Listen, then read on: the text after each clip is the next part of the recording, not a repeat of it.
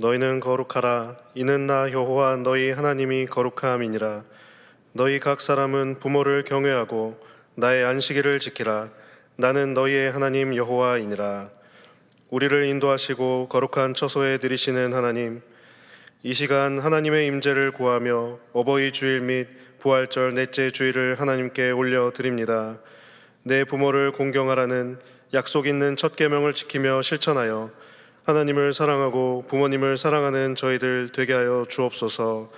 주님께 영과 진리로 드리는 예배를 통해 하나님을 만나고 경험하게 하시고 오직 한 분 하나님께만 우리의 찬양과 경배를 드리게 하옵소서. 잃어버린 한 영혼을 향한 하나님의 마음을 깨닫게 하시고 작정한 영혼들을 돌아보고 다시금 그들에게 복음 전하는 삶을 살게 하옵소서. 예수님의 이름으로 기원하옵나이다. 아멘.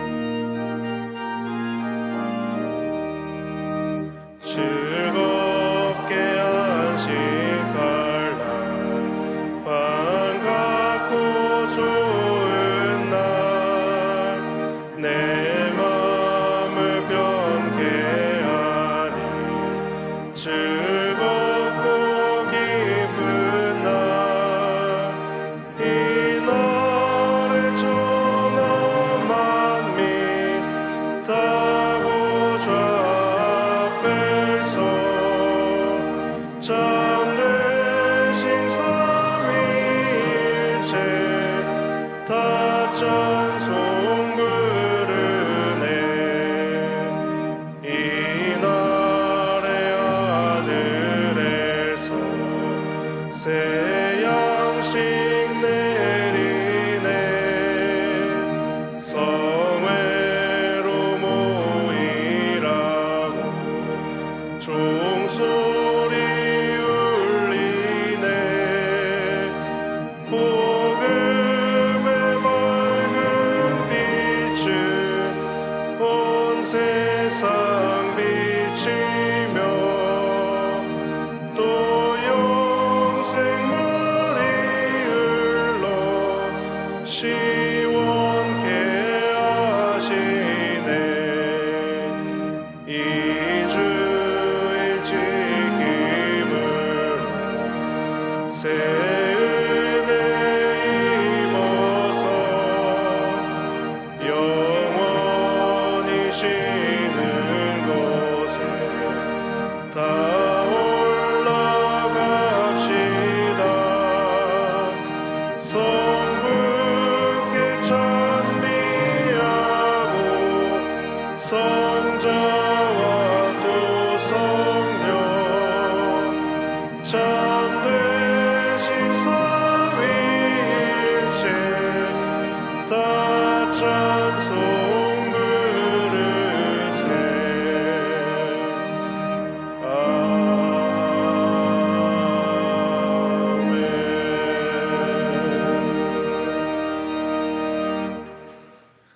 지난 한 주간 우리의 삶을 돌아보며 침묵으로 참회의 기도를 드리겠습니다.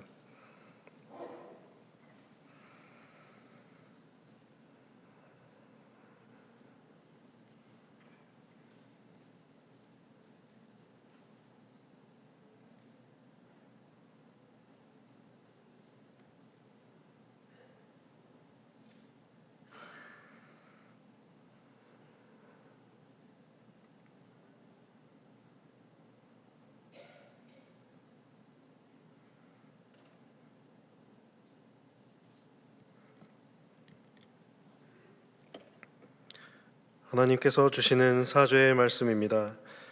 여인이 어찌 그 젖 먹는 자식을 잊겠으며 자기 태에서 난 아들을 긍휼히 여기지 않겠느냐. 그들은 혹시 잊을지라도 나는 너를 잊지 아니할 것이라. 아멘.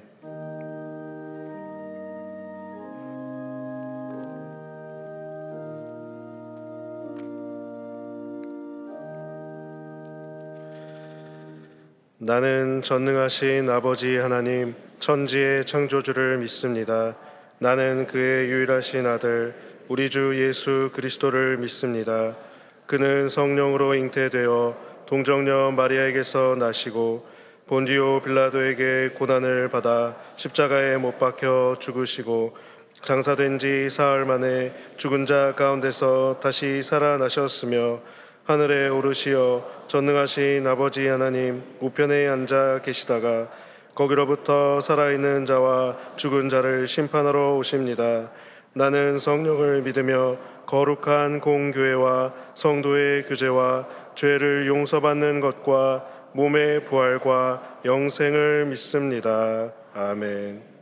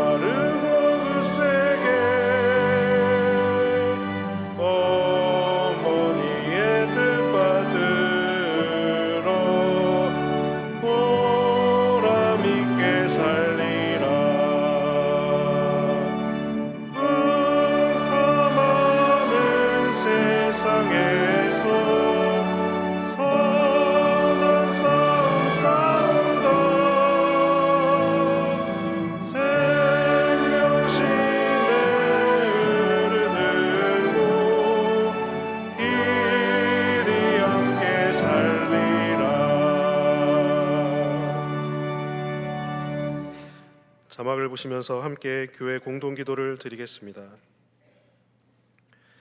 사랑의 하나님, 시국에서 사역하시는 민가자 이서한 선교사님의 사역 위에 함께 하셔서 성령 충만의 역사로 성도들이 변화되고 진행하는 난민 사역과 한방 의료 사역을 통해 복음이 전해지게 하옵소서.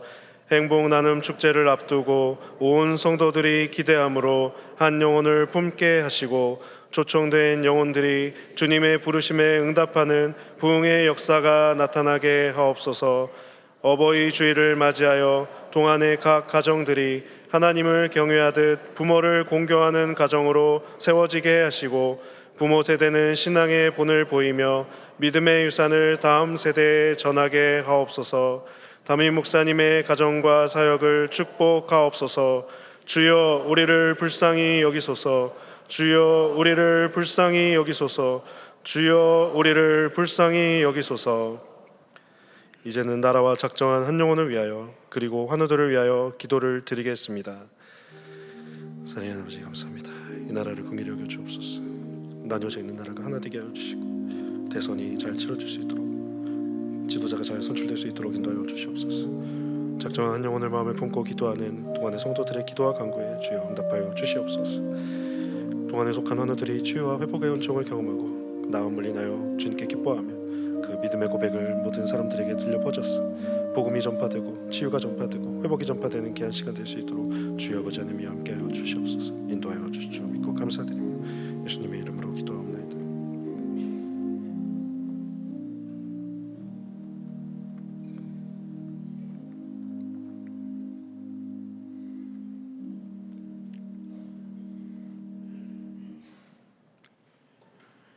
복된 주일 아버지 앞에 나와 예배와 찬양 드리게 하시니 모든 것이 은혜입니다.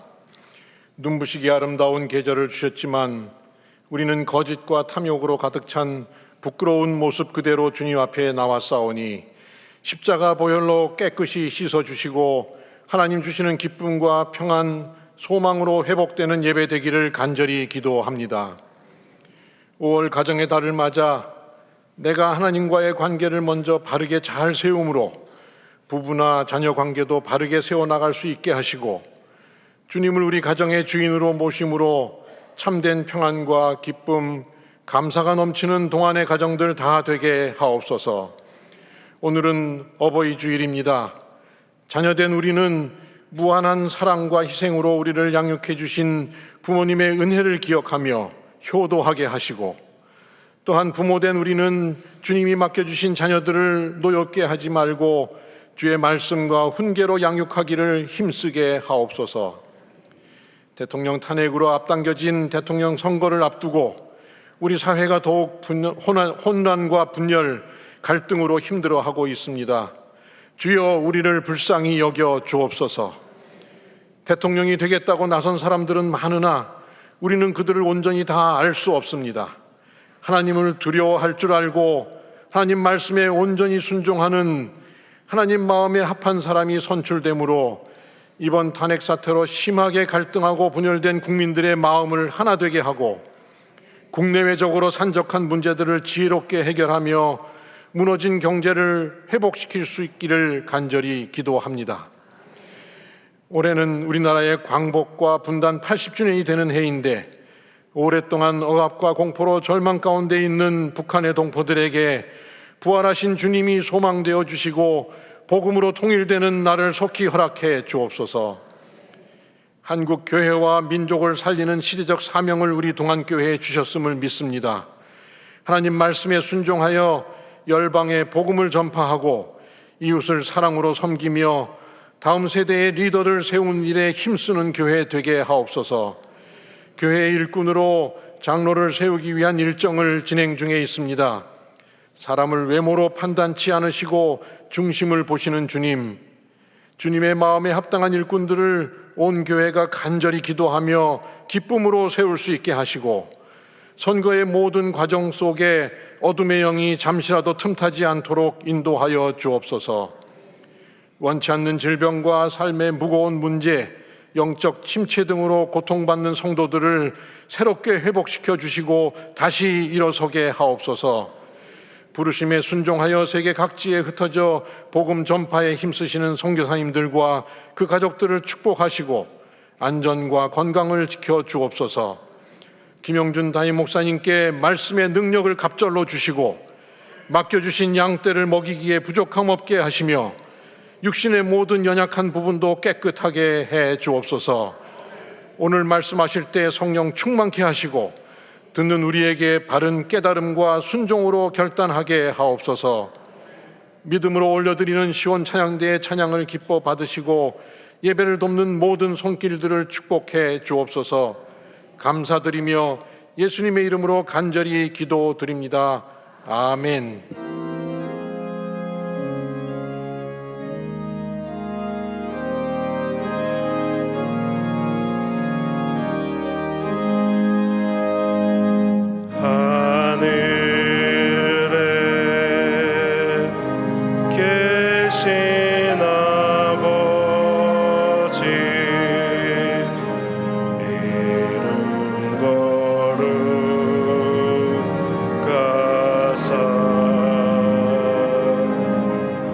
주님 나라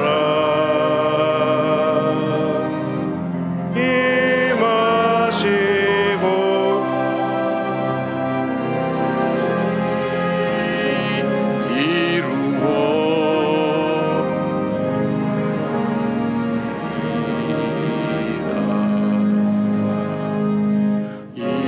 일용할 양식 주시고 우리들의 큰 죄 다 용서하옵시고 또 시험에 들게 마시고 악에서 구원하소서. 대개 주의 나라 주의 권세 주의 영광 영원히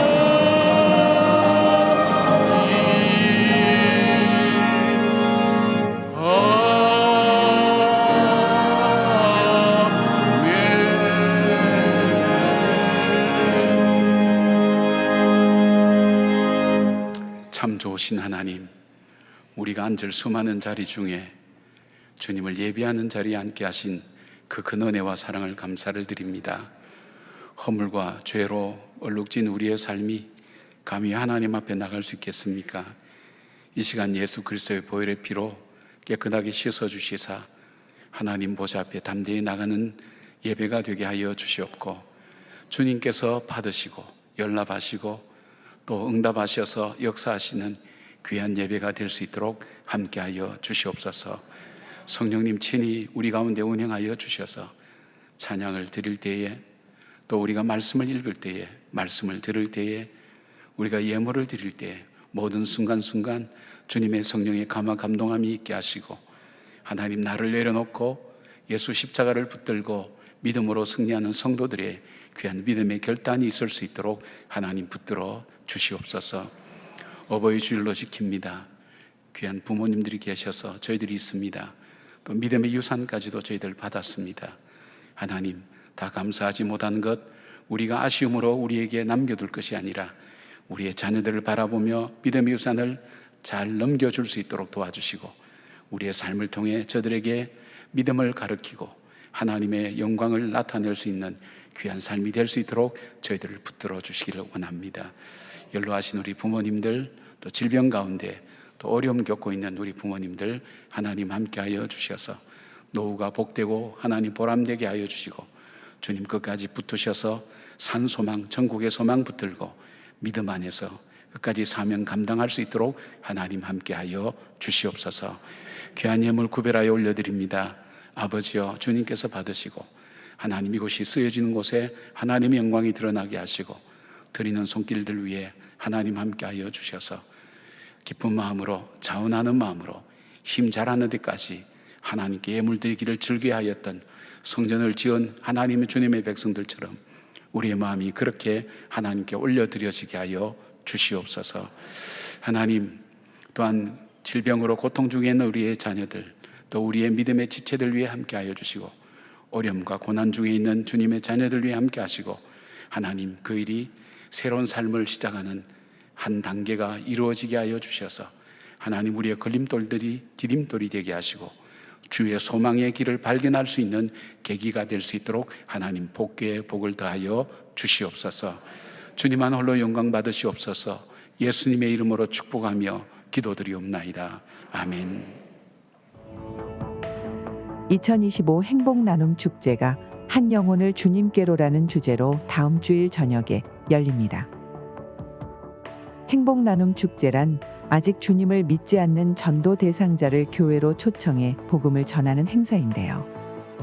다음 주 VIP분들이 축제에 참여해 영혼 구원의 결실이 이루어지길 기대하고 있습니다. 이날 강사로는 106세의 철학자이자 교육자, 수필가인 김영석 연세대 명예교수를 초청해 그가 걸어온 삶과 신앙을 간증합니다.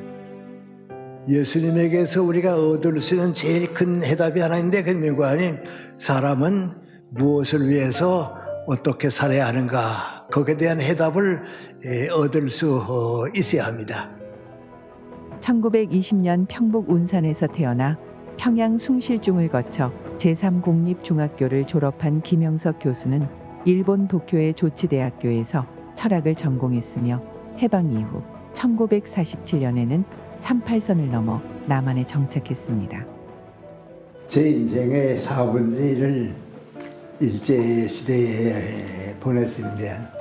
중학교 3학년 때 우리 윤동주 시인도 함께 공부하고, 또 한해 선배의 황순원 작가도 같이 있고, 그래서 좋은 친구들하고 같이 있었는데, 그러면 학교가 신사참배 때문에 학교를 떠나게 되대요. 그래서 1년 동안 이제 학교를 떠나 있다가 도산 안차호 선생님 강연과 설교를 2차례 들었습니다. 송산리 교회에서 도산 안창호 선생의 설교를 들은 김영석 교수는 이후 그를 마음의 스승으로 여기며 인생의 전환점을 맞이합니다.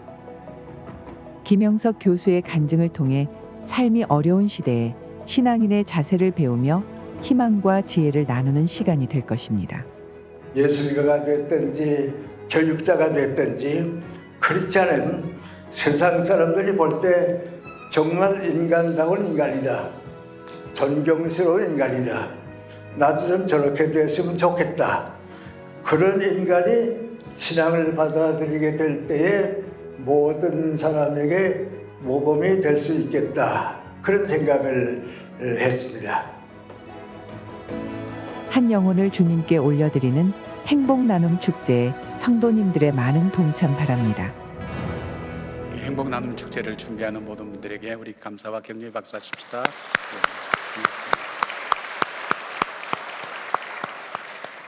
이 어른이 106세인데 건강하게 지금 1시간 이상씩 강연도 하고 그렇게 다니시거든요.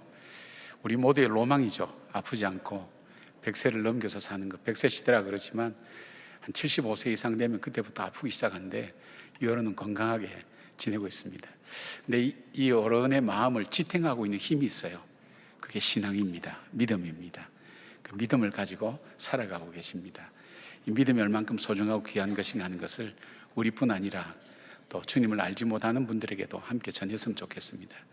다음 주일날 오후 5시에 여러분 꼭 모시고 오셔서 함께 그분들에게도 이 복음의 소식이 전해지고, 또 김영석 교수님 살아오신 삶을 통해서 우리 인생을 어떻게 살아야 될 것인가 좌표를 다시 설정하는 그런 변화의 계기가 될 수 있도록 여러분 그렇게 꼭 마음으로 지금 작정하셔서 누구를 좀 모시고 와야 되겠다, 그렇게 좀 마음으로 정하시면 좋을 것 같습니다.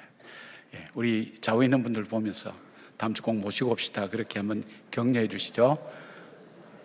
인사를 안 하시네, 아예. 여러분 그 인사하신 대로 그렇게 꼭 격려하는 귀한 은혜가 있기를 바랍니다. 우리 인사하십시다. 주의 평강을 기원합니다. 주의 평강을 기원합니다. 고맙습니다. 주님의 평강이 여러분과 함께 하기를 기원합니다. 우리 동안교회 창립 60주년을 맞아서 별내 지역의 선교를 위해서 개척한 별내 동안교회가 오늘 8주년입니다. 창립 8주년인데 그때만 해도 참 어려웠죠. 예. 우리가 이 리모델링 시작하고 여러 가지 재정도로 참 어려울 때 우리가 결정한 것이, 우리의 비전이 무엇인가 하면 우리가 우리를 위해서 교회를 짓거나 또 우리가 리모델링 할 때에 교회를 하나씩 개척하자, 그런 어떤 비전을 갖고 있었습니다. 그래서 세워진 대표적인 교회가 일산 동안교회인데 굉장히 큰 교회가 됐죠. 그리고 별내 동안교회도 8년 전에 그런 결정을 냈습니다. 그때는 참 어렵고 어쩌면 잘못된 결정이라고 생각하는 분들도 있었을지도 모르겠어요. 근데 지금 돌아보면 옳은 결정을 하고 바른 결정을 했다고 생각합니다. 벌써 별내에서만 500~600명 모이는 교회에다가 사람들에게 사랑받는 교회로 점점 잘 자라고 있습니다. 우리 나가미 목사님 중심으로 여러 교우들이 함께 하나가 되어서 사명 감당하기 위해서 열심히 섬기고 있습니다. 우리 8년 전에 그런 어떤 결정을 했다면 우리가 오늘 믿음의 결단이 우리의 삶에 미칠 영향들을 생각하면서 힘들어도 어려워도 믿음으로 결단하고 살아가는 그런 삶의 어떤 되돌아봄이 있었으면 좋겠습니다. 그리고 수고해 주신 여러분들께 감사를 드립니다. 광고 말씀드린 대로 우리 행복나눔 축제가 다음 주일날 오후 5시에 있습니다. 이 시간에 못 모시고 오신 분들은 주일날 모시고 오셔도 저희들이 준비했던 선물도 함께 나누어 드릴 수 있도록 그렇게 하겠습니다.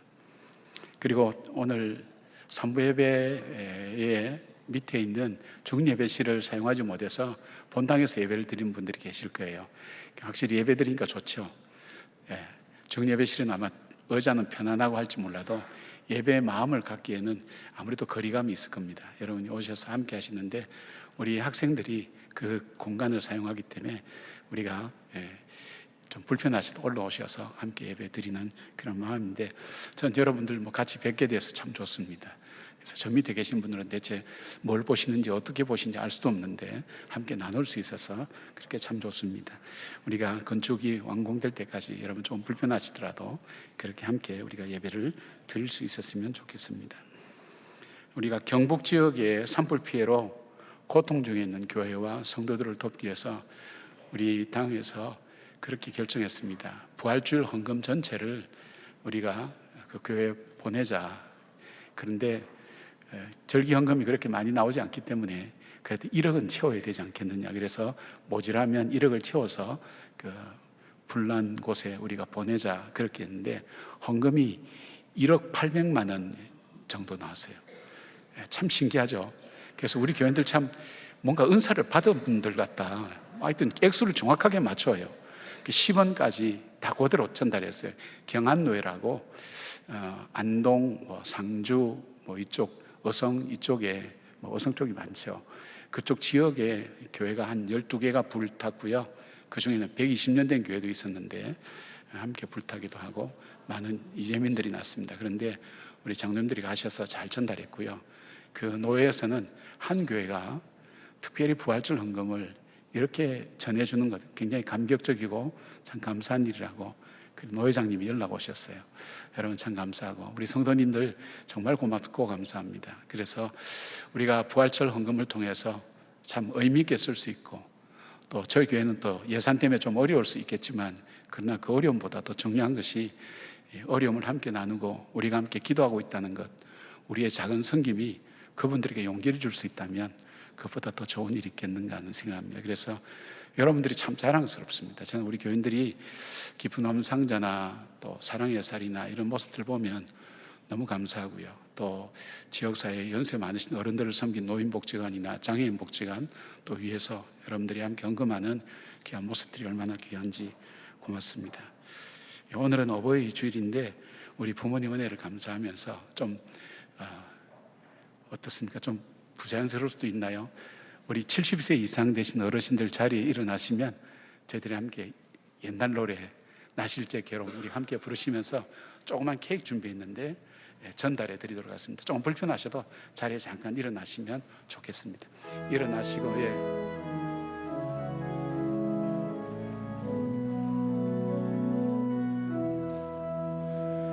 나실제 괴로움 다 잊으시고 실제 밤낮으로 애쓰는 마음 진 자리 마른 자리 갈아뉘시며 손발이 다닳도록 고생하시네. 하늘 아래 그 무엇이 넓다리요. 어머님의 희생은 한 번 더 하겠습니다. 나 실제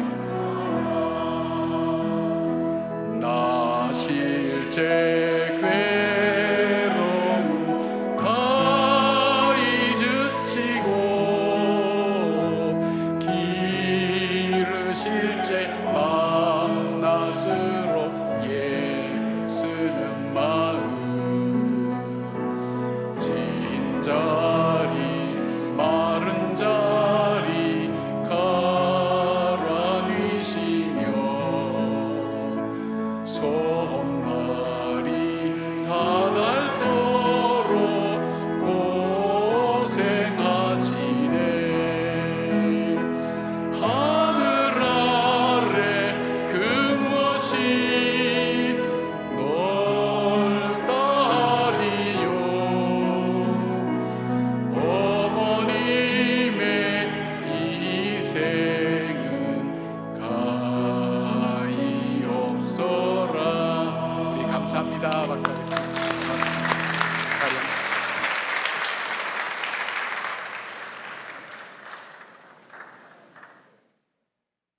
믿음으로 사는 가정은 가난해도 부족하지 않게 하시며 소망으로 사는 가정은 아픔에도 더 풍성한 위로 주시네. 마른 떡 하나에 화목하고 함께 살아가며 감사하며 고난이 올 때에 기도하는 가정 하나님 돌보시네. 주의 가정은 작은 천국이라 주의 가정에 참된 행복있네. 이 땅에 살아가는 모든 순간 주가 지키시고 항상 인도하시리.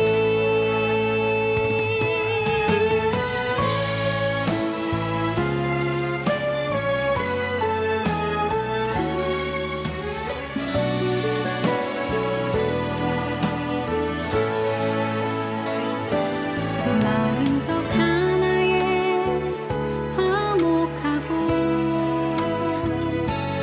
함께 살아가네 감사하며 고난이 올 때에 기도하는. 오늘 우리에게 주시는 하나님의 말씀은 느헤미야 1장 1절에서 4절 말씀입니다. 다 함께 일어나셔서 하나님의 말씀을 경청하겠습니다.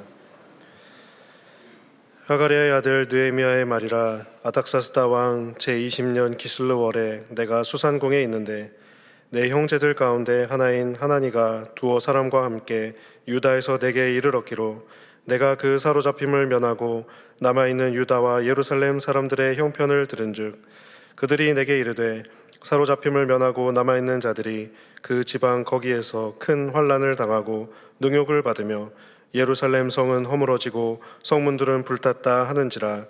내가 이 말을 듣고 앉아서 울고 수일 동안 슬퍼하며 하늘의 하나님 앞에 금식하며 기도하여. 이것은 하나님의 말씀입니다. 아멘.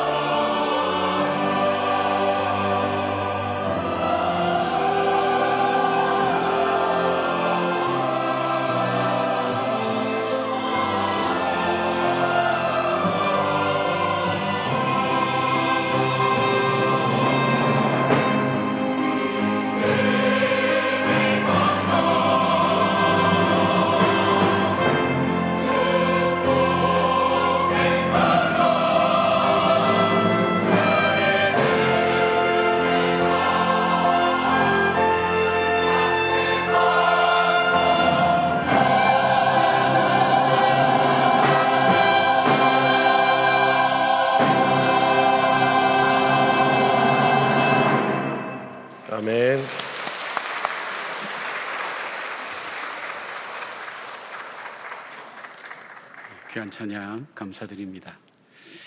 오늘부터 느헤미야를 강해를 할 것입니다. 에스라는 특세를 통해서 우리가 다 다루었기 때문에 1장부터 10장까지 오늘부터는 느헤미야를 다루면서 이 느헤미야를 통해서 우리가 얻을 수 있는 교훈은 여러 가지가 참 많습니다. 이분은 참 대단한 분입니다.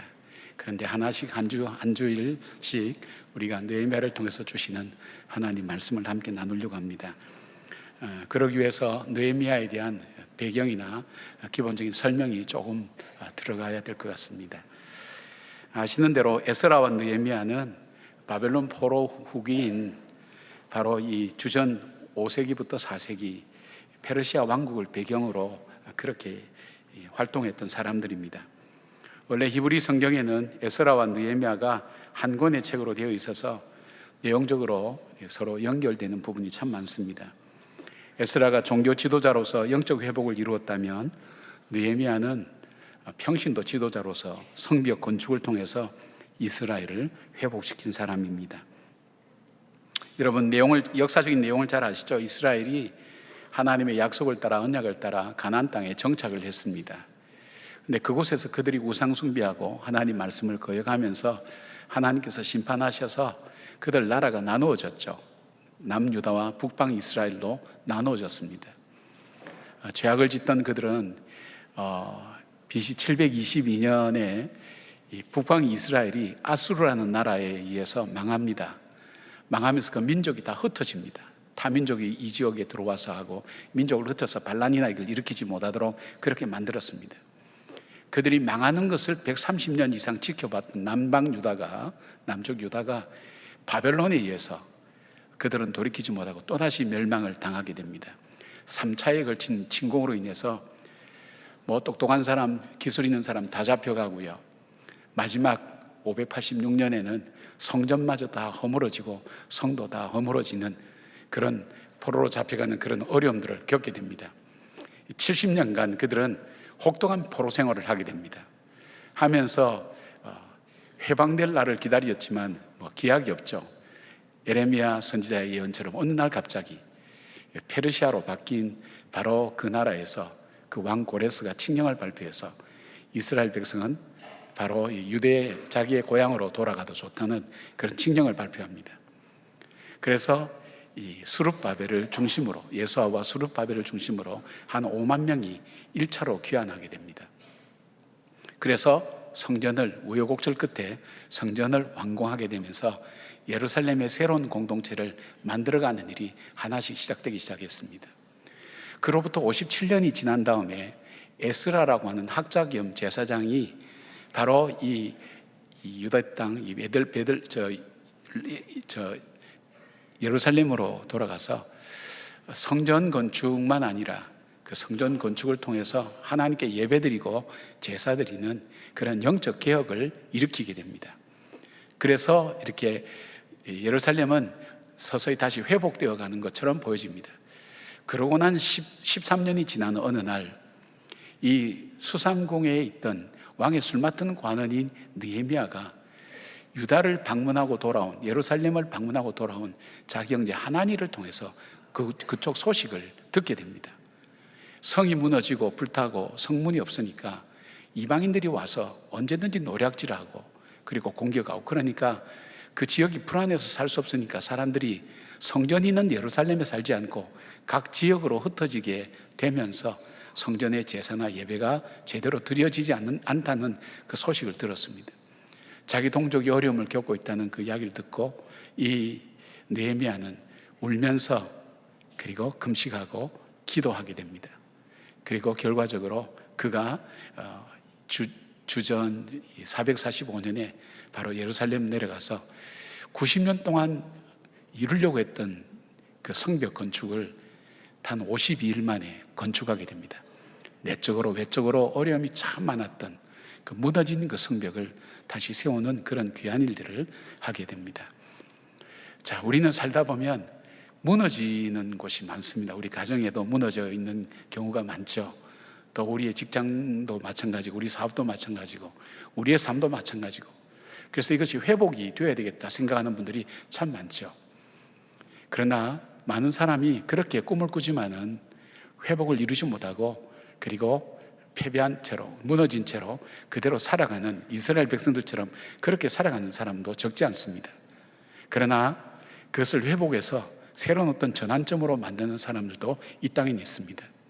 바로 그 사람 느헤미야가 어떻게 90년 동안 노력해도 되지 않았던 이곳에 단 50일 만에 성벽을 건축하고 이스라엘 백성들이 이 생활이 안정되고 그리고 다시 영적인 개혁을 에스라와 함께 일으킬 수 있는 그 이유가 어디에 있을까? 그렇다면 회복을 위한 우리 그 원리를 우리가 함께 느헤미야를 통해서 발견할 수 있어야 합니다.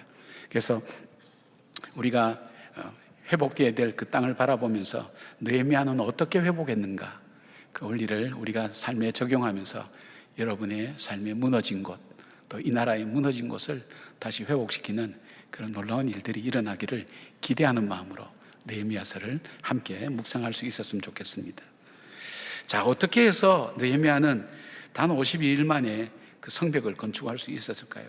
첫 번째 볼 수 있는 것은 느헤미야는 예루살렘에 대한 온전한 회복의 비전을 가지고 있었어요. 그러니까 쉽게 말씀드리면 하나님의 백성은 어떻게 살아야 된다는 분명한 그림이 있었어요, 그에게는. 그러니까 이 사람은 그 꿈과 비전을 잊어버리지 않은 거예요. 꿈이 있어요. 사람이 이 비전이 없으면 현실을 따라가게 되고 상황을 따라가고 이렇게 저렇게 휩쓸려서 살아갈 수밖에 없습니다. 그런데 이 느헤미야는 하나님께서 이 백성을 향한 하나님의 기대, 쉽게 말씀드리면 오늘 저와 여러분을 통해서 하나님께서 하시기를 원하시는 그 기대를 느헤미야는 분명히 알고 있었다는 거예요. 그 기준을 가지고 있으니까 관심이 생기는 거예요. 여러분, 오늘 읽은 말씀 중에 좀 쉽게 읽어갈 수 있지만 한번 생각해 보십시오. 어떻게 느헤미야가 자기 형제를 통해서 먼저 물어봤어요. 예루살렘 상황이 어떠냐, 자기 형제 보고 물어봤어요. 먼저 물어본다는 것은 관심이 있다는 거거든요. 그 관심은 어디서부터 오는가 하면 바로 이 비전에서 옵니다. 여러분이 혹시 뭐 차를 사려고 이렇게 마음 잡수시는 분이 있다면 나가면 전부 다 차만 보이게 되어 있습니다. 제가 다리를 한번 다쳐서 보니까 우리나라에 계단이 왜 그리 많은지 몰라요. 몰랐던 계단이 얼마나 많이 발견되는지 몰라요. 이 관심이라는 게 그렇게 무서운 거예요. 관심이 없으면 들리지도 보이지도 않습니다. 근데 느헤미야는 하나님의 나라와 하나님의 백성이 어떻게 살아야 되는가, 그 분명한 기준을 가지고 있었어요. 영국의 문호 체스터톤은 이런 얘기했어요. 죽은 것은 흐름을 따라갈 뿐이지만 살아있는 것은 그 흐름을 거슬러 올라갈 수 있다. 이걸 다른 말로 이렇게 바꿔서 이렇게 얘기한 분도 있습니다. 물을 따라 흐르는 고기를 보라. 그 고기는 죽은 고기다. 살아있는 고기는 필요에 따라서 물살을 거슬러 올라간다는 거예요. 그러니까 나에게 이런 비전과 꿈이 확실히 선 사람은 시대의 흐름에 따라가지 않아요. 상황이 흔들리지 않아요. 그 비전을 이루기 위해서 달려간다는 것입니다. 느헤미야는 어떻게 느헤미야가 이런 비전을 가질 수 있었을까 한번 생각해 보십시오. 제가 예를 들어 볼게요, 여러분. 이게 느헤미야와 지금 예루살렘의 거리가 얼마인가 하면 1400km입니다. 교통수단도 통신수단도 그때는 별로 없었어요. 무슨 일이 일어나고 있는지도 몰라요. 1400km나 되는 정말 멀고 험한 곳에 멀리 떨어져서 보이지 않는 곳에 관심을 계속 가질 수 있을까요? 여러분 가족들도 오랫동안 안 보면 멀어집니다. 점점 멀어지죠. 그래서 이웃사촌이라 그러지 않습니까? 예, 그만큼 멀리 떨어져 있어요. 관심을 가질 수가 없어요. 또 하나 볼까요? 오래전의 일이에요. 90년 전에 돌아갔고 바로 13년 전에 돌아갔으면 옛날 얘기예요. 잊혀진 옛날 얘기들, 거기에 여전히 관심 갖고 있는 사람이 있을까요? 그 다음에 여기 보면 이 느헤미야는 이민 2세 아니면 3세예요. 그러니까 바벨론 포로로 잡혀갔던 그 사람이 아니고 그 부모들도 죽고 그 할아버지도 조부들도 죽고 그 부모들도 죽고 3세대일 가능성이 많아요. 130년 정도 됐으니까요. 자, 한번 생각해 보세요. 미국에 사시는 분은 아실 거예요. 우리 이민 가서 미국에서 태어난 아이가 있어요. 그 아이들은 껍데기는 한국 사람인데 속에는 미국 사람이에요. 생각하는 거나 말하는 것이 다 달라요.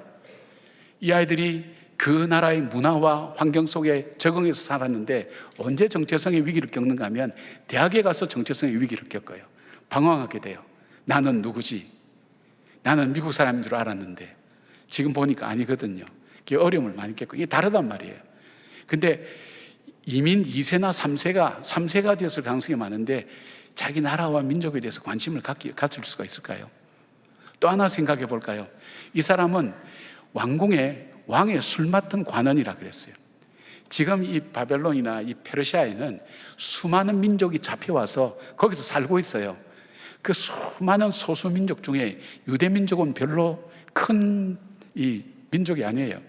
근데 여기에서 관원이 됐다는 것은 굉장히 탁월한 거예요. 관원 중에서도 술 맡은 관원이 됐다는 것은 대단한 거예요. 왜 그럴까요?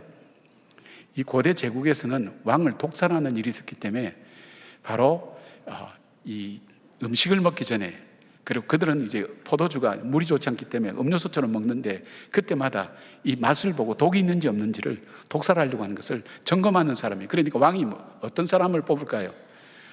여러분이 아마 김이상궁 하면 금방 이해가 되실 거예요. 예. 자기가 목숨을 맡길 수 있는 사람, 그 사람을 그 자리에 세운 거예요. 그러니까 느헤미야는 이곳에서 생활이 안정됐어요. 사람이 평안하면 다른 데 관심 많지 않습니다. 그리고 왕은 계절마다 왕궁을 옮겨 다니거든요. 그 보통 일이 아니에요. 다 경호실장처럼, 비서실장처럼 그 살림 일일이 다 하면서 왕과 함께 늘 만나야 되는 굉장히 바쁜 생활을 하는 사람이에요. 자, 그렇게 바쁘게 살아가는데 여러분, 바쁘니까 밥 먹을 때도 기도를 잊어버리는 사람도 있더라고요. 그 정도로 바쁘게 살아가는데 정말 자기는 중요한 일을 하는데 멀리 1400km나 떨어져 있는데 이민 3세가, 그리고 90년 전, 기껏해야 13년 전에 한번 간다고 그런 소문 들렸던 바로 그 일들에 대해서 관심을 갖고 얘기할 수 있을까요? 뭐 때문에 그럼 느헤미야가 먼저 물어보고 그 얘기를 듣고 충격을 받고 앉아서 울고 금식하고 기도했을까요? 그것이 뭐냐면 바로 하나님 나라의 비전과 꿈을 갖도록 해준 것이 바로 회당의 교육이에요. 회당 교육. 이 이스라엘 백성들은 바벨론 포로로 잡혀간 이후에 생각을 하는 거예요. 왜 우리가 하나님이 출애굽해서 그 약속의 땅 가나안 땅에 들어갔는데 그 땅에서 왜 쫓겨났을까? 왜 우리 북방 이스라엘이 망하고 남방 유다가 망할 뿐 아니라 포로로 잡혀서 우리가 여기서 왜 살까? 생각할 거 아니에요. 그들이 생각한 것은 우리가 하나님 말씀을 지키지 아니했고 하나님 말씀을 잊어버린 데 있다. 그들이 거기서 깨달은 거예요. 그렇게 해서 우리가 이대로 살 것이 아니다. 그래서 그들이 거주하는 집단 거주 그 중심에 회당이라는 걸 지어서, 시나고그라 그러죠. 지어서 거기서 토라를 연구하고, 모세오경, 토라를 연구하고 아이들에게 어릴 때부터 그 토라를 외우게 하고 말씀대로 외우게 하고 듣게 하고 그 다음에 절기를 통해서 그것을 체험하게 하고 하는 것을 교육을 계속한 거예요. 그래서 에스라 같은 사람이 나오게 된 거예요. 느헤미야도 거기서 교육을 받은, 훈련받은 거예요. 근데 이 말씀이 그냥 단순히 말씀이 아니네요. 여기에는 생명력이 있다 그랬어요. 말씀이 들어간다는 것은 가슴에 불을 던지는 거예요. 어린아이의 가슴 속에 불을 던지는 거예요. 씨앗을 던지는 거예요. 그러니까 이 마음속에 불이 타오르고 하나님 말씀이 살아있으면서 하나님 백성은 어떻게 살아야 되는가, 하나님의 나라는 어떻게 세워져야 되는가 하는 그런 어떤 비전이 있으니까 관심을 갖고 보는 거예요. 잠언 22장 6절에 보면 이 말씀이 있어요. 마땅히 행할 길을 아이에게 가르치라. 그리하면 늙어도 그것을 떠나지 아니하리라. 바로 회당 교육의 힘이었어요. 역사를 기억하고 하나님의 말씀을 기억하며 패망한 이유를 가르치고 이들에게 하나님이 원하신 나라가 어떤 나라인가를 꿈꾸게 만드는 그 비전과 꿈을 심어주는 걸 말하는 거예요. 지금 우리나라는요, 믿는 가정조차도 아이들에게 하나님 말씀을 가르치지도 못할 뿐더러 부모 자신도 삶 속에 나타나는 믿음 생활을 하지 못한다고 합니다. 우리나라 청소년 3%만이 교회에 나오고 교회 출석하는 거예요. 제대로 믿음 생활 한다고 그것보다는 교회 출석하는 인원이 3%밖에 되지 않는 거예요. 우리나라 크리스찬이 25% 30% 여기까지 얘기했는데 지금 많이 떨어져서 15%만 됐다 하더라도 무려 12%나 되는 그 가정에서도 자기 자녀들도 교회 안 보내고 있다는 거예요. 자기 자녀도 교회 안 보낸 사람이 믿음으로 생활하는 것을 보여줄 수 있을까요? 아이들에게 무엇을 보여줄까요? 돈이면 최고야. 그리고 뒤에 사자가 붙어야 돼. 그 사자 뒤에는 목사는 빠집니다. 예. 사자가 붙어야 돼. 그게 목표예요. 그걸 위해서 초등학교 때부터 과외를 시작하는 거예요. 보니까 놀랐어요. 보통 고등학교 하는 거는 뭐 그럴 수 있겠다 생각하는데 초등학교 때부터 아예 뭐 스카이 대학에 그 반이 따로 있어요. 의과대학 반이 또 따로 있어요. 그때부터 보내는 거예요. 그게 전부예요. 거기에 의사가 돼야 돼, 뭐 변호사가 돼야 돼, 뭐 이런 어떤 거 가지고 있으니까 신앙이라는 건 교육 못 받는 거예요. 공부 잘하는 기능인은 만들 수 있어요. 직업의 전문인을 가질 사람은 그 속에 뭐가 있냐면 가슴이 비어가는 거예요. 머리가 비어가는 거예요. 머리가 굳어져 가는 거예요. 가슴이 비어 있으니까 여기에 감동이 없는 거예요. 감동이 없으니까 움직임이 없어요. 기계처럼 살아가는 거예요. 이 세상이에요. 여러분, 아이들이 여러분 볼 때, 아, 우리 엄마 아빠는 어려울 때 정말 저렇게 하나님 앞에 나가서 그리스도인이 살아야 될, 아까 우리 김영석 교수님 말씀하셨잖아요. 적어도 세상살인 볼 때 예수 믿는 사람은 정말 인간다운 삶을 사는구나, 정말 소망이 있는 사람처럼 사는구나, 이것을 아이들한테 보여줘야 되는데 어려운 일 있으면 싸우고 술 먹고 그리고 집 나가버리고 다투고 그런 모습을 보니까 아이들이 신앙의 모습을 볼 수 없는 거예요. 그 속에 불이 안 던져지는 거예요. 씨앗이, 생명의 씨앗이 안 떨어지니까 아이들이 꿈을 못 꾸는 거예요. 아이들의 가장 어려운 문제는 뭐냐면 너 장래 뭐가 될래 물어보면 대답을 못 한다는 거예요. 나 몰라요. 여러분, 그게 큰 어려움 아닙니까? 미래를 꿈꾸고 나갈 그 아이들에게 정말 하나님이 통치하시는 하나님의 나라, 하나님 믿는 하나님의 백성은, 적어도 저와 여러분은 우리 어른들이 그 모습 보여주셨어요.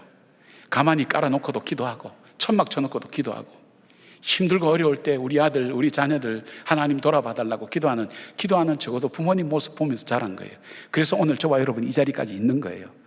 이제 여러분이 그런 삶을 살지 않으면 다음 세대는 없는 거예요. 뭐 교회가 해야 된다. 교회 이전에 가장 좋은 선생님은 부모님이에요. 가정에서. D.L. 무디가 세계적인 부흥사가 될 수 있었던 이유가 있어요. 그 형제들이 많았는데 아버지가 빚 보증 잘못 쓴 데다가 건축 그 일을 하셨는데 사고로 돌아가시면서 한꺼번에 집안에 어려움이 닥친 거예요. 딱지가 다 붙었어요. 보통 집은 뭐 타운하우스 그래서 2층까지 있잖아요. 덮고 잘 이불도 없었어요. 그런데 이 아이들이 추운 데다가 잠도 안 오는데 저 밑에서 아래층에서 울면서 기도하는 그 어머니의 기도를 들으면서 자란 거예요. D.L. 무디는 기도의 사람이었어요. 힘들고 어려울 때 어머니가 기도했던 그 기도를 통해서 그는 하나님을 만났어요. 그리고 그 거룩한 영향력, 미국의 영적 세계를 바꾸는, 전 세계의 영적 세계에 영향을 주는 귀한 인물로 자랄 수 있었던 것이 그 어머니의 기도를 본 거예요. 들은 거예요. 여러분, 여러분의 자녀들이 여러분의 기도 소리를 듣습니까? 기도하는 모습을 보십니까? 여러분, 그렇게 우리가 삶을 살아야 됩니다. 그렇지 않으면 우리에게 에스라 같은 사람, 느헤미야 같은 인물이 나올 수가 없습니다. 머리 좋고 똑똑한 친구는 만들 수 있을지 몰라요. 실력 있는 친구도 만들지 몰라요. 그러나 그것만 가지고 삶을 바꾸지 못하잖아요. 가슴이 비어 있는데, 가슴이 텅 비었는데, 그래서 머리가 좋은 아이일수록 또 남에게 칭찬만 할수록 정신적인 어려움들이 많다고 그래요. 우울증이 많다고 그래요. 스트레스가 많다고 그래요. 꿈이 없어요. 여러분, 우리는 꿈을 줄 수가 있어요. 우리 자녀들이, 우리의 이웃들이 우리를 통해서 하나님을 만날 수 있도록, 그 말씀을 가슴에 품을 수 있도록, 그 불덩어리를, 말씀의 불덩어리를, 말씀이 방망이질 하지 않느냐, 그렇게 얘기했던 말씀처럼 자기의 삶을 일깨울 수 있는 그런 꿈을 심어주는 그런 저와 여러분 되기를 바랍니다. 느헤미야처럼 자기의 비전이 확실히 갖고 있는 그 자녀들. 두 번째로 느헤미야가 그런 성전 건축을 할 수 있었던 두 번째 이유는 바로 기도의 사람이었습니다. 4절 보니까 내가 이 말을 듣고 앉아서 울고 수일 동안 슬퍼하며 하늘의 하나님 앞에 금식하며 기도하여 되어 있죠. 여기서 이 말을 듣고 앉아서 울고 수일 동안 슬퍼하며, 요거까지는 다 해요. 그런데 그 다음을 못해요. 하늘의 하나님 앞에 금식하며 기도하며, 이걸 못해요.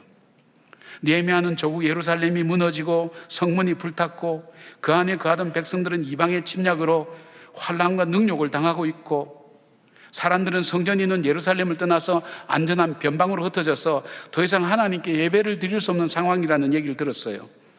이 말을 듣고 느헤미야는 주저앉았어요. 울었다고 그랬어요. 수일 동안 슬퍼했는데 그가 그 다음에 한 일이 뭐냐면 기도하기 시작했어요. 금식하며 기도하기 시작했어요. 기도했다는 건 뭘까요? 회당에서 배운 거예요. 여러분, 이게 기도라는 게 훈련이 되지 않으면 기도가 잘 안 돼요. 그 사람이 평소에 얼만큼 기도 많이 하는 사람인가 하는 것을 알려면 그 사람이 어려운 일을 만났을 때에 처음으로 하는 행동이 뭔지를 보면 알아요. 막 전화부터 돌리잖아요. 도움이 될 만한 사람 찾잖아요. 그러다 거기서 거절당하고 안 되면 낙심하잖아요. 그리고 포기하고 주저앉잖아요. 그리고 마지막 하는 말이 뭘까요? 기도나 해볼까? 그거 아닐까요? 근데 느헤미야 한번 보세요. 지금 자기 위치가 어디예요? 지금 그 당시에는 페르시아가 다 지배하고 있는데 이 유다도 페르시아가 지배하고 있단 말이에요. 그런데 왕이 한마디면 페르시아 성벽은 금방 건축될 수가 있어요. 근데 그 왕에게 가장 영향력 있는 사람이 누구예요? 자기거든요. 한번 생각해 보세요. 이 왕은 자기한테 생명을 맡기고 지금 있는 거예요. 그러니까 자기가 가장 영향력 있는 거예요. 그러면 그것을 이룰 수 있는 왕에게 가서 왕이시여, 지금 내 조국이 이런 어려움인데 이 건축을 성벽을 좀 세워달라고 부탁할 수 있을 거예요. 근데 그렇게 하지 않았어요. 그 한 일은 먼저 하나님께 기도했어요. 왜냐하면 하늘에 계신 하나님 그랬잖아요. 모든 신 중에 뛰어난 신, 비교가 안 되는 가장 높은 신, 그리고 천지를 주관하시는, 역사를 주관하시는 그 하나님 앞에 기도했어요. 왜냐하면 왕에게 가장 영향력 있는 사람이 누구겠어요? 하나님이잖아요. 자기보다 더 영향력 있는 존재가 하나님이란 말이에요. 바로 그 가장 영향력 있는 그 하나님 앞에 기도하기 시작한 거예요. 잠언 21장 1절 보니까 이런 말씀이 있어요. 왕의 마음이 여호와의 손에 있음이 마치 보물과 같아서 그가 임의로 인도하시느니라 되어 있어요. 하늘의 하나님, 그는 이스라엘 민족에게 가장 영향력 있는 존재도 하나님, 이 아닥사스다 왕에게도 가장 영향력 있는 바로 이 존재가 하나님이라는 것을 그는 믿었어요. 그래서 그는 가장 영향력 있는 하나님 앞에 기도를 드리기 시작하는 겁니다. 사랑하는 여러분, 느헤미야는 기도의 사람인데 느헤미야서를 읽어보면 느헤미야가 직접 기도했다는 것이 13장에 무려 12번이나 나와요. 그가 50일 동안 그냥 구닥닥 지은 게 아니에요. 너무 어려운 일, 내적인 외적인 어려움들이 잠재해서 92년이나 해도 못했으니까 어려움이라는 게 얼마나 많이 쌓여 있을까요? 그 위기와 어려움 당할 때마다 그는 하나님 앞에 기도했어요. 하나님 보시옵소서. 그가 총독으로 내려갔지만 총독의 녹도 받지 아니하면서 그 건축을 하면서 온 백성들이 함께 참여하도록 하면서 50일 동안 하게 될 때에는 그가 하나님 앞에 간절히 기도한 거예요. 두려움이 올 때마다, 포기가 될 때마다 하나님께서 지혜를 주셔서 기도할 때 분별력을 갖게 하시고 두려움을 이겨낼 수 있는 용기를 주셔서 극복할 수 있도록 하나님이 하신 겁니다. 나폴레옹 장군은 뭐 잘 아시죠? 나폴레옹 황제라 그러죠. 전쟁에서 매번 승리했던 정말 훌륭한 전쟁 전사죠. 한 번은 누가 이길지 아무도 예상할 수 없는 치열한 접전이 벌어지고 있었을 때에 나폴레옹은 가만히 그 전세를 살펴보다가 옆에 있는 네이 장군이라는 분에게 이렇게 명령했다 그래요. 장군, 저 언덕에 농가가 보이시오? 저 농가를 점령하시오. 그러다 장군이 그런 얘기했어요. 장군님, 저 농가는 전술적으로 별로 중요한 곳이 아닙니다. 저기를 점령하려면 이 병사들의 손실도 많습니다. 그러니까 저기는 별로 하고 다른 곳에 주력 부대를 동원하는 것이 좋을 것 같습니다. 아니요, 저곳에 어떤 희생이 있더라도 저곳을 점령하시오. 그렇게 얘기를 했어요. 그러니까 이 장군은 위에 장군의 명령이니까, 황제의 명령이니까 순종해야죠. 정말 많은 대가를 치르고 그 농가를 점령했어요. 싸움이 치열해지면 질수록 어떤 일들이 벌어지냐면 그 아무 보잘것없어 보이는 그 농가가 전쟁의 그 전투에 엄청난 교두보를 형성하면서 그 전쟁에서 승리할 수도 있게 된 거예요. 여러분, 이기는 사람은 어디를 점령해야 될지를 아는 사람이에요. 느헤미야는 이 싸움에서 어디를 점령해야 이긴 줄 알았어요. 그 뭐냐면 하나님을 마음속에 받아들여야 되는 거예요. 사랑하는 여러분, 엄마나 아빠한테 가장 엄마 생각하기를 우리 자녀들은 내가 가장 영향력 있는 사람이라고 생각하는 경우가 많죠. 근데 언제 낙심해요? 또 남편과 아내도 마찬가지죠. 내가 가장 내 남편에게, 내 아내에게 영향력이 있다고 생각하는 분들이 있죠. 그런데 언제 낙심해요? 남자는 직장에서 상처를 받을 때 아내에게 돌아오고, 아내는 자녀들에게 배신당할 때 남편에게 돌아간대요. 자녀들한테 영향이 있다고 생각했는데 어느 날 보니까 아니거든요. 제가 그런 분 상담한 적이 있어요. 뭐냐면 아침에 일어나라 그래도 안 일어나고, 방도 치우지도 않고, 머리도 지저분하고 다니는 아들이 어느 날 갑자기 방을 치우고 머리를 깎고 면도를 하고 나가더래요. 너 어떻게 변화가 일어나니까, 내가 어떤 자매를 만났어. 아무 공도 안 들인 그 여자가 머리 깎으면 좋겠어, 방 치워, 아침에 일찍 일어나. 그 말을 듣고 움직이는 거 보면서 엄마가 충격받은 거예요. 그래서 우울증이 왔어요. 내가 한 게 뭘까? 여러분, 아니에요. 우리 자녀에게 가장 영향력 있는 분은 하나님이에요. 그렇다면 어떡할까요? 남편에게 가장 영향력 있는 분은 아내일까요? 아니에요, 하나님이에요. 그렇다면 바가지 끓기 전에 하나님께 먼저 수다를 떠셔야 돼요. 왜냐하면 여자들의 3대 즐거움이 뭐예요? 바가지, 수다, 쇼핑. 이 세 가지가 안 되기 시작할 때 여자들에게 뭐가 문제가 생겼다고 남자들이 빨리 파가셔야 돼요. 근데 하나님 앞에 수다를 떨고, 바가지를 하나님께 끓는 것이 아니라, 남편이 끓는 것이 아니라, 아이들한테 잔소리하는 것이 아니라 하나님 앞에 기도하는 것. 이 기도라는 것이 그런 힘이 있습니다. 여러분, 체험해 보셔야 되는데, 제가 한번 말씀을 드려서 또 말씀드리기 죄송한데, 여러분들은 뭐 쉽게 이렇게 볼 수 있겠지만, 제가 이제 어떤 계기가 있었냐면, 저희가 리모델링을 할 때 그때 기도원을 새로 지었습니다. 기도원을 새로 지어서 예산은 딱 정해져 있고요. 우리가 뭐 별내도 개척하고 이쪽 지역도 사고, 그러니까 예산이 정말 한정되어 있었어요. 그래서 기도원을 새로 이제 토목공사하고 그 본관만 지어져서 이제 갔는데, 가니까 참 딱한 거예요. 하나님, 여기가 기도원인데 숙소도 없고, 그리고 위에 카페가 좀 있어서 쉴 수 있는 공간이 있으면 좋겠는데 그것도 없고, 돈은 없고. 그래서 하나님 앞에 이 느헤미야 기도를 했어요. 제가 아침에 가서 그 본당에 혼자 앉아서, 바닥에 앉아서 52번 예배를 드렸어요. 이 느헤미야가 52일 만에 그 건축했잖아요. 그런 심정을 가지고, 하나님, 카페도 필요합니다. 그리고 하나님, 숙소도 필요합니다. 하나님 앞에 그렇게 기도했어요. 아침 일찍 가서 그 예배가 끝나고 나니까, 52번 예배 끝나고 나니까 저녁 한 8시쯤 됐어요. 물만 옆에 갖다 놓고. 그리고 돌아와서 그 다음에 잊어버렸어요. 그냥 기도원이 그냥 진행되는 모양이다 생각했는데, 그런데 거의 한 달 아닐 거예요. 연락이 왔는데 저희 교회가 버려놓은 묘지가 있었어요. 쓸 수 없는 묘지. 근데 그 묘지가 군에 귀속이 된 거예요. 보통 그렇게 되면 보통 이 관과 이 군과 이렇게 연결된 데는 기간이 오래 걸려요. 근데 한 보름 만인가 한 달 만에 10억 5천만이 통장에 들어왔어요. 그리고 권사님 한 분 한 분이 1억씩 2억을 헌금하셨어요. 정말 단물과 같은 거였어요. 그래서 기도원에 가시면 카페가 그렇게 해서 만들어진 거예요. 그 기념했던 분 이렇게 표를 붙여놨어요. 그리고 그것만 지은 것이 아니라, 숙소를 그래서 지은 것만이 아니라, 우리가 정말 찾으려고 만들려고 했던 교회 묘지를 부활동산이 그렇게 해서 만들어진 거예요. 52번 예배. 한번 생각해. 저는 그게 생생한 게 있어요. 생생한 게 있어요. 하나님께서, 그래서 저는 이제 어려움이 있거나 힘든 일이 있거나 이럴 때 작정 기도를 이렇게 좀 자주 합니다. 뭐 재정적인 문제가 있을 때는 10번. 왜냐하면 라반이 야곱의 이 재산을 10번이나 변형했잖아요. 10번 정도.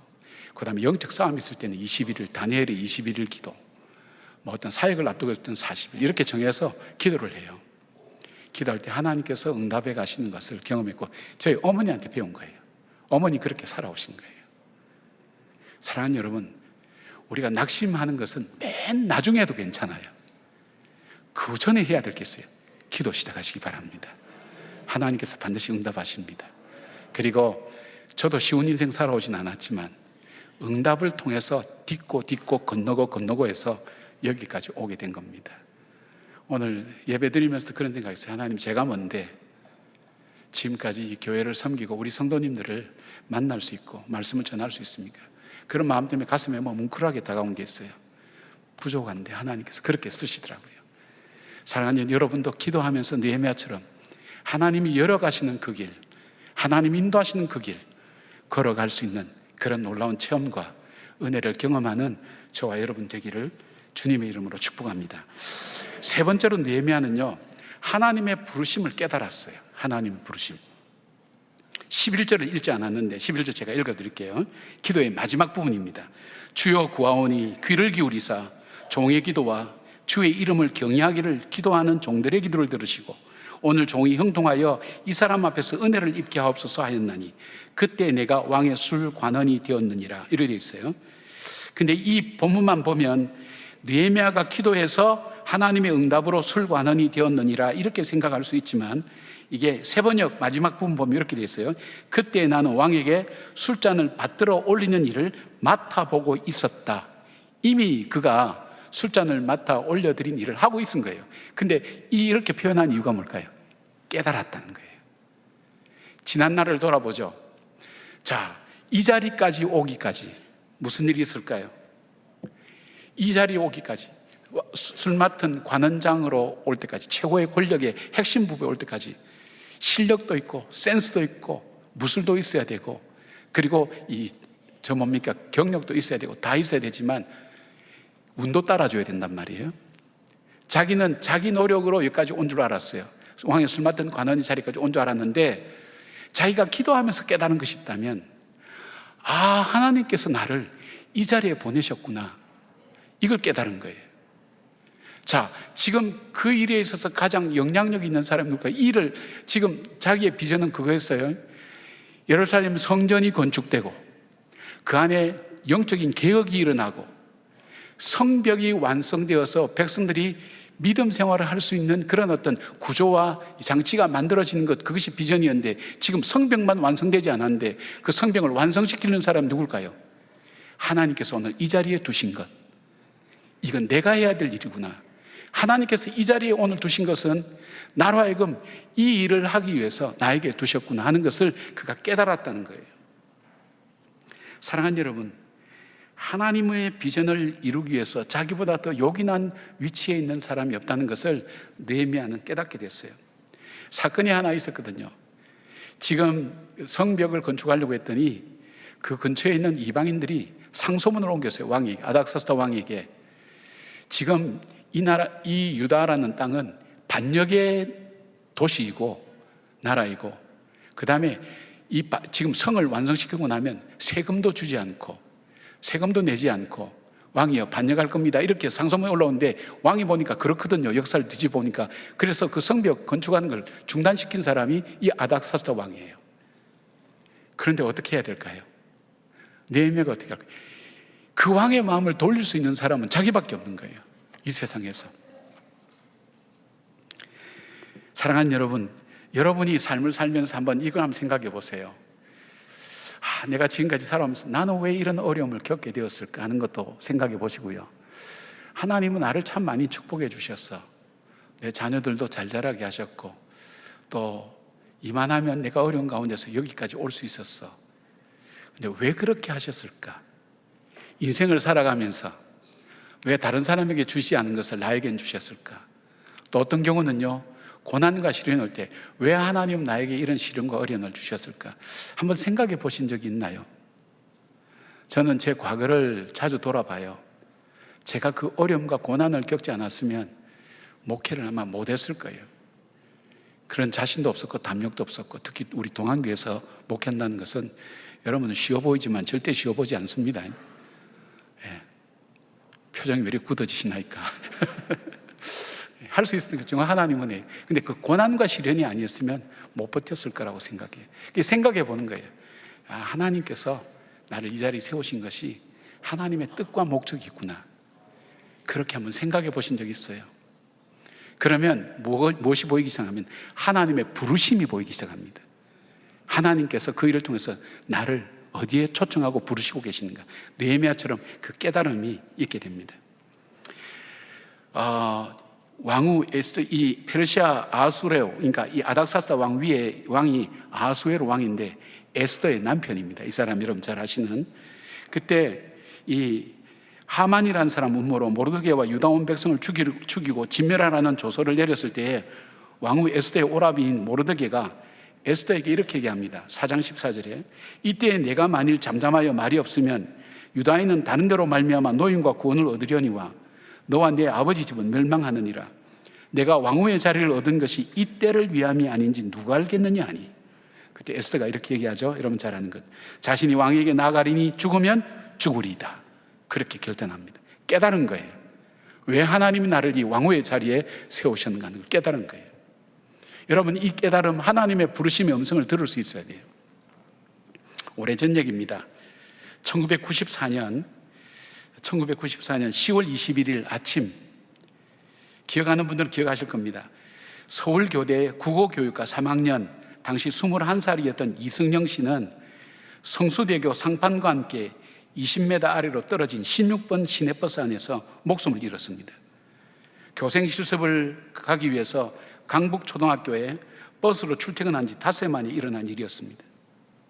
이날 성수대교 붕괴로 숨진 사람은 32명이고 사고 직후에 오열 속에 딸의 유품을 챙기던 어머니 김영순 씨, 그 당시 56세입니다. 이 자기 딸 승영 씨가 남긴 일기장을 이렇게 읽어내려 가다가 이런 글을 발견했어요. 내가 일생 동안 하고 싶은 일 그려놓고 그 밑에 14가지를 빡빡하게 적었어요. 빽빽하게 적었어요. 내가 일평생 동안 하고 싶은 일 14가지. 그 내용이 뭐냐면 장학금을 만든다. 이동 도서관을 강원도에 만든다. 그러니까 오지에 아이들을 위해서 만들겠다는 거예요. 복지마을을 만든다. 1명 이상을 입양한다. 시각장애인을 위해서 무엇인가를 한다. 이런 어떤 종류, 남을 섬기고 어려운 사람 돕기는 14가지를 적었어요.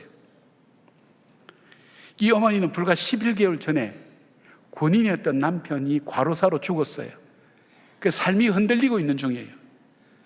근데 딸까지 죽었으니까 어떻게 살 것인가. 근데 그 딸의 일기장을 통해서 하나님의 부르심을 그가 봤어요. 그리고 이렇게 얘기합니다. 승영아, 내 소원을 이 애미가 모두 이루어주마.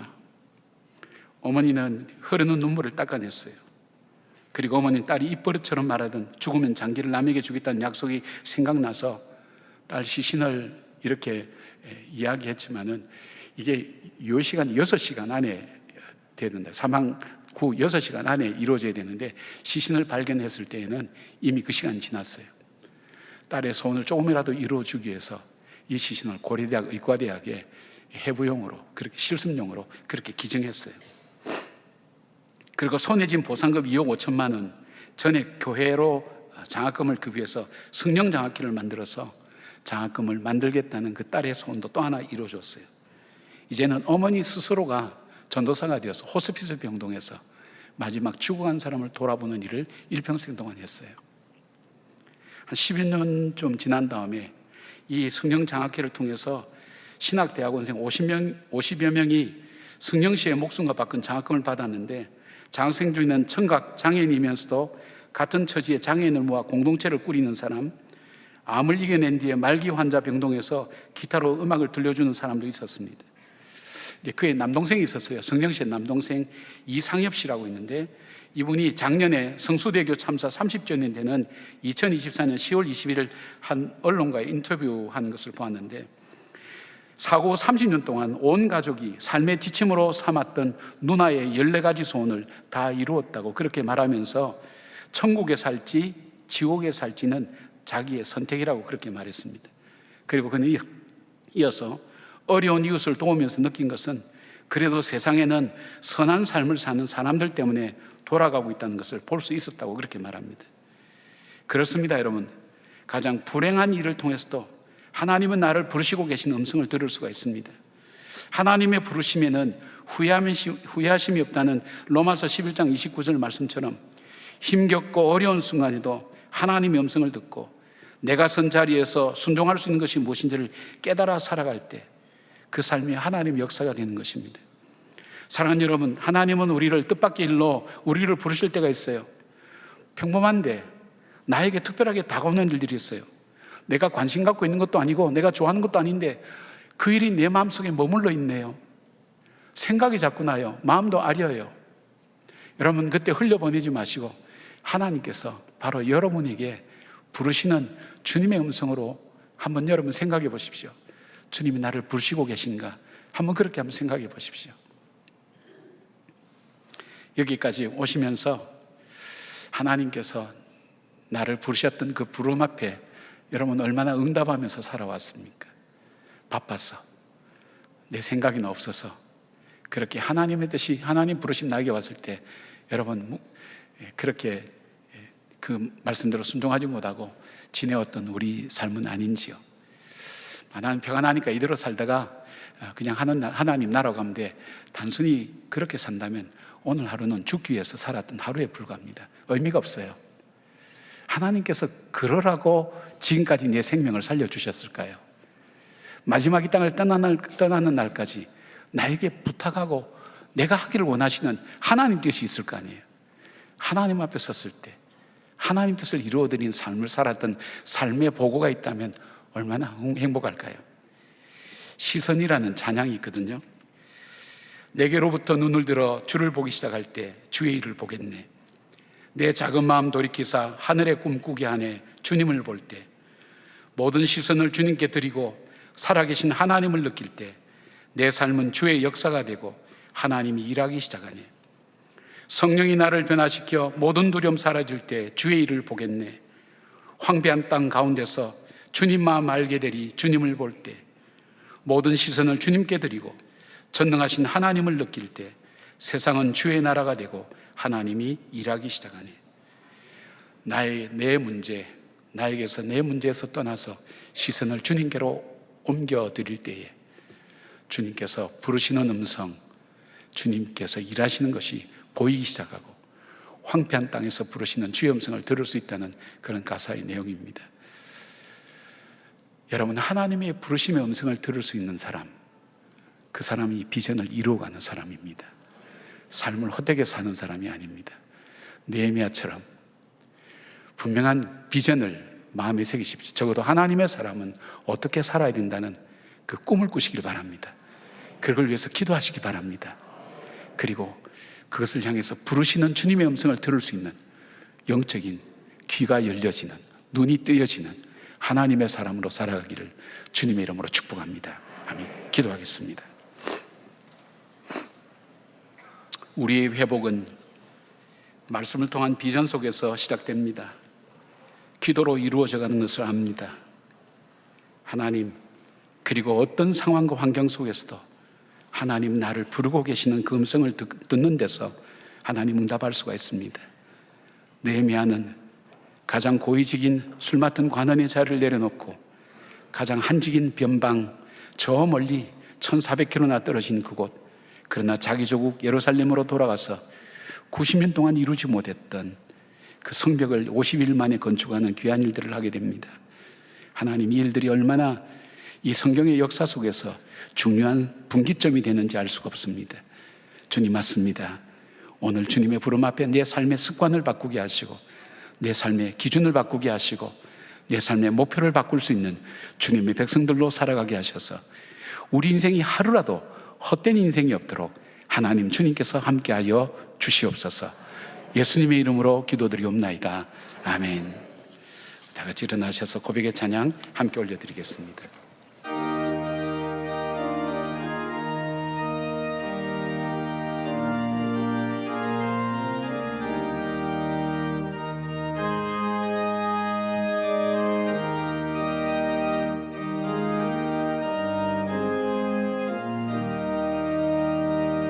선한 목자 되신 우리 주 항상 인도하시고 푸른 풀밭 좋은 곳에서 우리 먹여주소서. 선한 목자 그새 주여 항상 인도하소서. 선한 목자 그새 주여 항상 인도하소서. 양의 문이 되신 예수여 우리 영접하시고 길을 잃은 양의 무리를 항상 인도하소서. 선한 목자 그새 주여 기도 들어주소서. 선한 목자 그새 주여 기도 들어주소서. 흠이 많고 약한 우리를 용납하여 주시고 주의 넓고 크신 은혜로 자유 얻게 하셨네. 선한 목자 그새 주여 지금 나아갑니다. 선한 목자 그새 주여 지금 나아갑니다. 일찍 주의 뜻을 따라서 살아가게 하시고 주의 크신 사랑 베푸사 따라가게 하소서.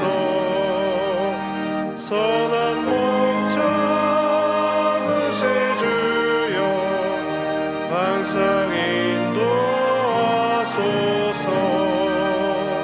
선한 목자 그새 주여 항상 인도하소서.